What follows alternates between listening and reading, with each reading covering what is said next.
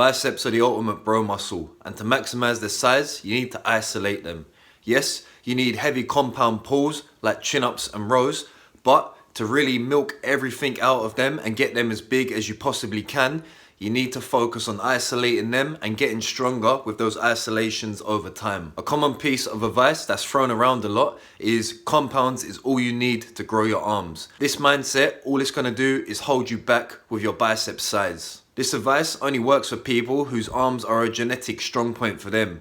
But for most of you out there, myself included, arms are a genetic weak point, so they need to be focused on in isolation. So if you're going hard on the compound movements like the chin-ups and the rows, but you're half-assing your isolations, or you're even completely skipping them and disregarding them, I've been guilty of that many a times in the past, then in the long run, your physique's gonna show the lack of attention your biceps have gotten. So I'm gonna lay out some basic tips for you to follow to make sure you maximize your bicep size. So your first bet is to make sure you're hitting your heavy compound pulls, specifically with an underhand grip. So chin-ups and underhand grip rows, that's gonna apply a heavy stimulus to your biceps and expose them to the most weight that they can handle. So don't skip them because you're gonna give yourself problems later on down the road. So hit your heavy compound pulls. The second tip is to incorporate some sort of standing curl. This is gonna be the bread and butter of your bicep movements.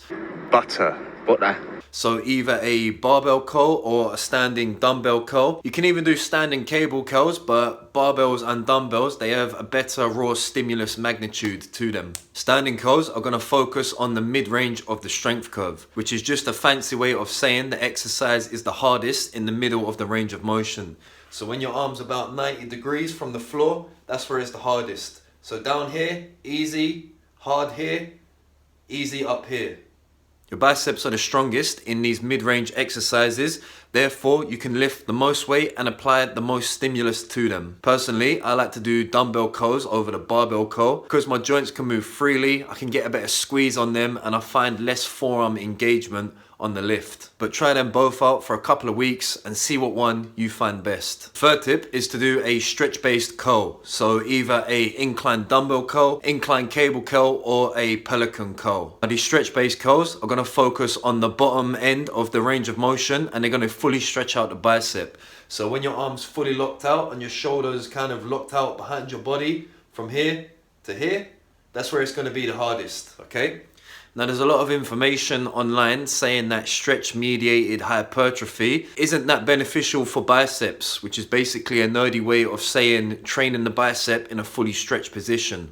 But I find this exercise to be a goldmine and it hits my biceps like no other exercise does. So I would really advise giving it a go yourself and see how it works for you. The fourth tip is to do either a reverse curl or a hammer grip curl. They're both as good as each other. It doesn't really matter what one you do. Just pick one you feel a decent mind muscle connection with and it doesn't harm your joints, and just hammer it out. Reverse curls and hammer curls, they're gonna target your brachialis muscle, so the outside head of your bicep, and it's gonna hammer your brachioradialis muscle, basically your forearm. Developing these two muscles is really gonna add to the thickness of your arm, especially in a unflexed state, and it's gonna give it more of a 3D appearance. The fifth tip is to prioritize your biceps. Throwing them in at the end of your workout for 3 sets of 10 when you're already tired and fatigued, it's not gonna cut it, okay? So you're not gonna maximize your bicep size by doing that. So you either dedicate an arm day where your sole purpose is biceps and triceps, you train them in a fresh state, or do your biceps at the beginning of your workout or superset them with your compound lifts during your upper body sessions. So for example, you'll do a bench press supinated with dumbbell curls, or you'll do a shoulder press supinated with a barbell curl. That's how you want to approach it. Place them near the start of your workout when you're fresh and you can give them the most attention and move the most weight. So you want to put 100% of your attention into progressively overloading your curls, getting stronger with them with weight and reps over time, and really adapting the mindset of a typical gym bro with your curls. So you want to work up over time to some respectable numbers on your curls, okay? So you essentially want to turn into a gym bro.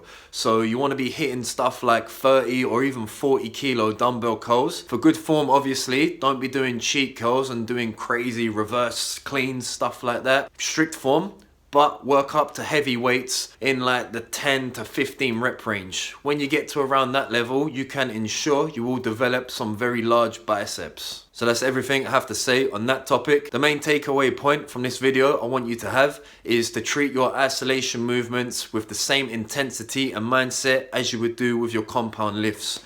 Progressively overload them and get obsessed with the numbers on your isolation lifts. So with that being said, try out for yourself and see how you go from there. Until next time, peace.